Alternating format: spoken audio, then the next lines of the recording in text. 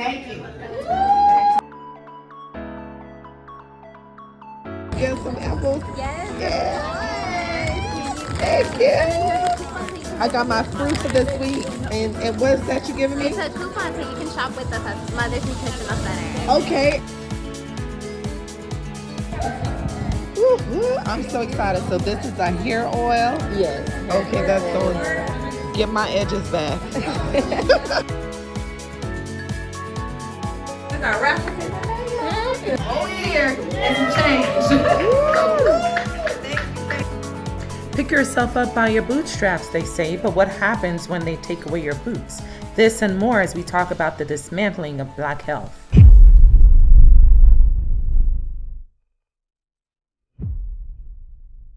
Thank you. Hi, everyone. Thank you so much for having me today.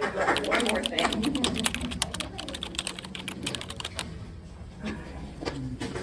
All right. Thank you, Jordan, for having me today. Given all the things that are going on right now in our country, it really emphasizes why gathering like this continues to be important, and not just important, but how we thrive, right? And today we're going to talk about thriving in the midst of a hostile environment.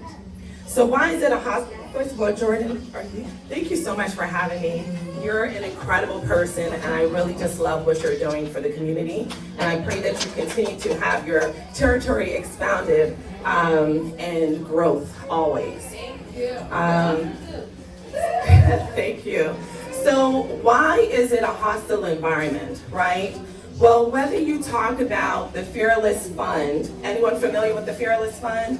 So the Fearless Fund is a Black-owned organization that's geared towards helping us fund our businesses, right? Why is that important? Because Black women, we get less than a percentage point of all venture capitalist funding, right? So we hardly get funding. It's very difficult to get funding. It's a hostile environment because the American Alliance for Equal Rights Foundation sued the Fearless Fund. And they sued them under the purpose of alleged discrimination. Now, they were sued in August of 2023. They settled the lawsuit in September 24, and they had to eliminate out of their programming the Strivers Grant. The Strivers Grant provided $20,000 funding for Black women. It's a hostile environment because recently this year, the American Bar Association also settled a lawsuit. They were sued because of their scholarship called the Legal Opportunity. The Legal Opportunity helped them to diversify lawyers. Anyone know what percentage of lawyers are Black? It feels like 0.0, right? It really does. 5%, and how much do we represent in the population? We represent about 13% in the population, right? But we only have 5% lawyers. And as I go through the lawsuits today, you'll understand why having legal representation that looks like us is important. So they settled their lawsuit, which means they now have to eliminate race as a factor in diversity. Doesn't make sense, right? Race is one of the primary factors that leads to diversity in any sector. It's a hostile environment because the Abundant Birth Project, anyone familiar with the Abundant Birth Project? So they provide funding, awesome. They provide funding to, in the form of a stipend for Black and Pacific Islander moms. And their purpose was to try to eliminate some of the disparities by addressing financial disparities, right? So giving a stipend with the hope that moms will then have better health outcomes. Well, they have an ongoing lawsuit. They were sued also by multiple groups, the California for Rights Foundation and the American Civil Rights Project. That lawsuit started in 2023. That lawsuit, again, alleged discrimination. And so, as you guys know, one of the things in terms of disparities in health, not just do we have disparities in maternal health, but we have disparities in infant health. Black infants are less likely to make it to their first birthday. The mortality rate is 2 times higher, which then caused the growth or foundation of organizations like Black Infant Health. Anyone familiar with Black Infant Health? Awesome. All right, I'm naming out all the organizations I want you guys to tap into. So Erica Jimenez from Pasadena sued the Black Infant Health Program under the allege of discrimination. This lawsuit was filed just earlier this year in April. So as I mentioned, Black infant health is a problem, right? We have a higher mortality rate with Black infant health, which is one of the studies showed that when Black infants are cared for by Black pediatricians, the outcomes are better. So came the creation of directories like the Find a Black Doctor directory, which helps Black people to find Black doctors where we feel much safer to be cared for. Well, there's a new lawsuit. As of May of this year, the Do Not Harm, ironically, organization is suing now the Black doctor who's a dermatologist that created the Find a Black Doctor directory. Wow. She is being sued by a Colorado dermatologist, ironically. And the lawsuit is ongoing. It is a hostile environment because of the Omnibus Act. Are we familiar with the Omnibus Act? No. Yeah, I heard some yes, some. Anyone want to shout out one thing about the Omnibus Act and why we need to know about it? No? Okay, I'm going to share it with you. So the Omnibus Act was introduced in 2020. And the act was to address the maternal mortality that we've all been talking about. It's one thing to talk about the issues, we also got to come up with solutions. And so one of the solutions was the Omnibus Act, which laid out 14 different laws to address a lot of disparities, whether it's with climate change, whether it's with access to quality health care, access to using digital platforms so that we can utilize the same technology. Well, the Omnibus Act was birthed out of the goal of reducing specifically Black maternal mortality rates. That act was introduced in 2020. As of the version from 2023, they eliminate the word Black. Black only appears once in that act, even though it's birthed to protect us. They've eliminated the word Black to make it more acceptable so that it can become passed. The word Black only appears once in reference to not Black maternal, Black moms, but in reference to Black university or colleges. That's the only mention of Black in the entire 14 bills. It is a hostile environment because there are Medicaid cuts. Are we familiar with the Medicaid cuts that are going on now? So we have the big ugly bill is what I like to call it. And the big ugly bill is significantly cutting support and funding for Medicaid. Why is this important? Because Medicaid is the insurance that's used for about 41% of our moms in the entire US. When you break down the groups in terms of ethnicity and race, you see the disparities. And so for white moms, about 28% of them use Medicaid for their birthing experience, 58% of Latinas, and then 64 to 65% of Black moms are able to give birth in the United States through the Medicaid program. So the cuts, as you can expect, will significantly impact whom? Us. So even though we have all of these examples of a hostile environment, we also have examples of how we persevere. So again, we have the problem, but now let's talk about solutions to the problem. So with the big ugly bill, we know that we have been here before. A lot of us in my generations, we haven't had the experience of the most hostile of history in this country, right? This is probably our first experience of this level of hostilities. But our more wise people in the room can probably tell us a significant history and how it's been through the civil rights movement, through the Jim Crow laws. But one thing we do know is that we are a people of power, we are people of perseverance, we're a people of your special word, resilience. I like that word too. And so we know how to do exactly what we're doing now, how to build community and empower each other through communities. This is why supporting events like this is critical for us, because some of the things I mentioned, a lot of people didn't know about, right? But now you know. And now you become a source to then inform your own micro community, your household, your family, your neighbors. And that's how we spread information. The question is, what does the Underground Railroad look like in 2026? How do we utilize that type of innovation, bravery, to then persevere during these times? It's about making sure that we activate health. This is the time when we have to activate health. We have to be the healthiest we've ever been. The reason why is because they're attacking our health. They know that there is value in making us sicker and taking away resources.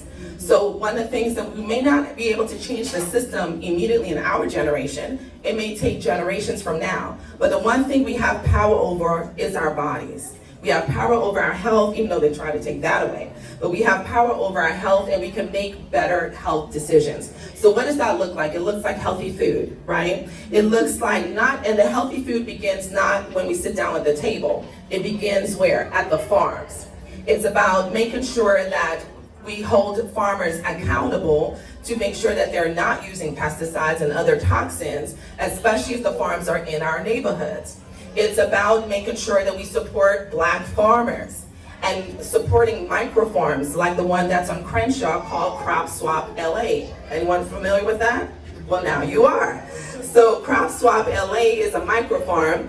Definitely go out and support them. It's about making sure that we don't have these health food deserts in our communities. Getting rid of the fast food options and fighting to make sure that we have healthy food options in our communities. It's about making sure that we have affordable food options, and it's about the healthy plate. So we're gonna give you a couple of points. We're gonna do just kind of calculate in your mind how many scores you get. So I'm gonna give out a couple of gifts today, but we're gonna do a couple of questions to see where you are and assess where you are in your health. This is just an assessment.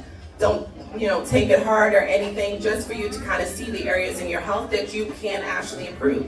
So a healthy plate looks like this. Had everyone heard of the healthy plate before? Awesome. So we have some people who've heard of the healthy plate before. So with your dinner last night, that's what we're gonna use. If your dinner last night looks like the healthy plate, which means half of your plate are fruits and vegetables, right? Can you see that side? Half is fruits and vegetables. Lay into the vegetables, light on the fruits, and if you're gonna do fruits that have a low glycemic index, like your cucumbers, your zucchinis, your tomatoes, or fruits. On the other side, you're gonna have your protein. Your protein doesn't always have to be meat. It doesn't always have to be red meat. It could be an egg, it can be nuts, it can be other types of protein sources, and then grains. So if your healthy plate last night for dinner looks similar to this, give yourself a point.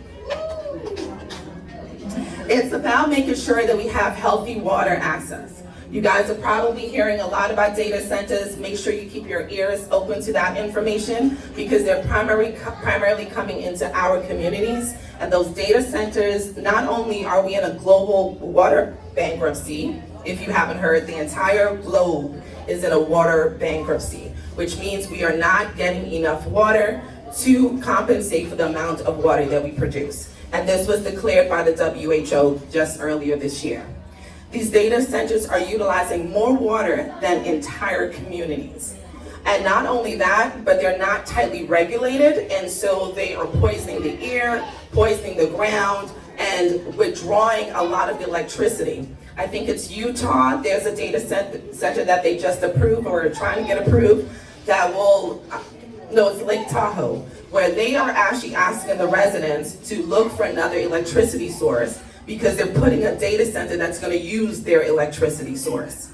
So it's important for us to make sure that we fight for things like that. It's important to exercise. Now, oftentimes get people that say, I walk a lot at work, I walk to the grocery store, and that's great. That's staying physically active. But when we talk about exercise, we're talking about doing your cardio, getting the heart rate up. Does anyone know how many minutes it's recommended for us to do cardio exercise, all adults and pregnant women, every single week? 150, who said 150? Give yourself a point. Awesome. And if you did that this week, give yourself a point. Now, what about muscle trainers? Your cardio helps your heart, helps you control your blood pressure, But what about your muscle strengthening workouts? That's building muscle, doing leg work, doing squats. You don't have to lift weights to build muscle. You can do repetitive motions, and that will build your muscle as well. You don't have to even go to the gym. How many times per week are we supposed to do muscle building? 2 to 3 times per week. Give yourself a point. And if you did that this week, give yourself a point as well. And then also it's about avoid prolonged sitting. So what we found is even for those who are active in doing their exercises, if they have jobs or activities that require prolonged sitting, it still impacts their health outcomes. So prolonged sitting is more than 4 hours in a span of time consecutively. And so there's a term that you will hear now that's called the active sedentary, meaning the person that works out but also still sits long during the daytime. So more than 4 hours consistently. If you avoid prolonged sitting, give yourself a point. If you have to sit because of your job, but you make initiatives to make the blood flow. Some people have bikes underneath their desks. Some people have walking treadmills. Be careful with that. I don't want y'all to get distracted and fall. But if you have made some type of allowances, what I do, because I sit a lot, sometimes doing my charting, is I get up and I do squats. So doing squats is one way that you can get the blood flow, or you can get up and move every 30 minutes, which is kind of hard depending on what you're doing. So that's why I do squats.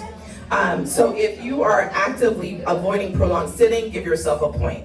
It's also about choosing doctors. And so this is something that we tend not to do as often. And there are some communities where the option of doing this is limited because of the access to health care. But if you can, it's important to choose your doctor, interview your doctor. How do you do that? Preventive care. So we all are supposed to be getting our annual examinations. This is where we learn our numbers. If you did an annual examination within the last year, give yourself a point. You got to keep a track of your points? Okay, awesome.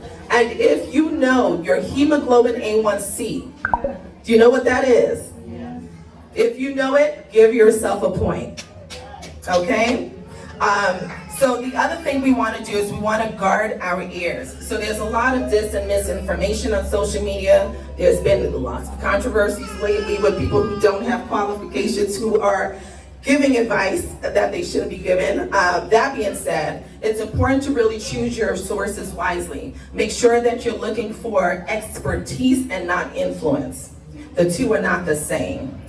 So if you are following any type of formal organization, whether it's in any sector of health, a professional organization, American College of OBGYN, the American Association of Pediatrics, whatever. If you're following the WHO, give yourself a point if you're a social media user.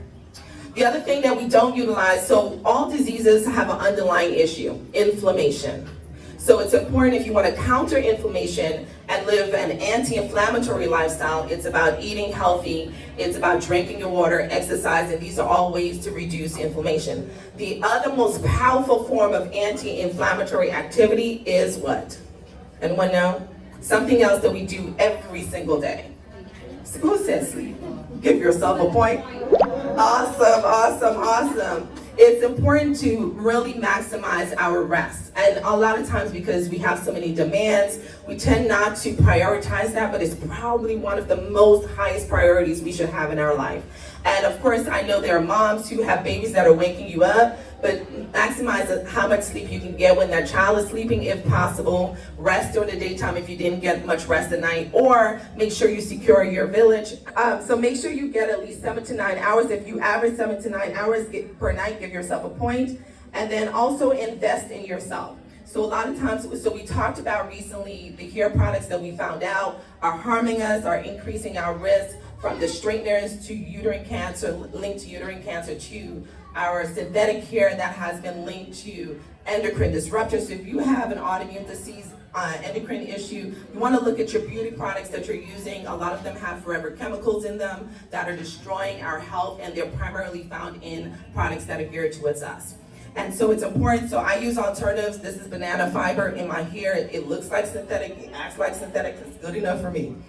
So I'm finding ways to use alternatives so that we can minimize our exposure to toxins that are directly affecting our health. So if you are looking at using alternative products that are healthier for your beauty products, make sure you give yourself a point. And that being said, so I wanted to emphasize, yes, we are in a hostile environment, but we've always been in a hostile environment. It's never been friendly for us or proactive for us. In the words of the late Michael Jackson, they really do not care about us. And so we need to stop expecting them to care about us, because they're not. But we have to care about ourselves to make choices that are best for us. Who had a high number? Who think they may have a high number? What number do you have? 9, okay. Anyone have higher? 10? Anyone higher than 10? Going once, no going twice? I've had 10 before the items that we were talking about. Before? We Okay. were talking about the organizations, and yeah, I got 4 of that. Okay, so if you have the organizations, okay, then you see me after we're done, okay? And I have something for both of you, all right? Congratulations. Thank you for the time.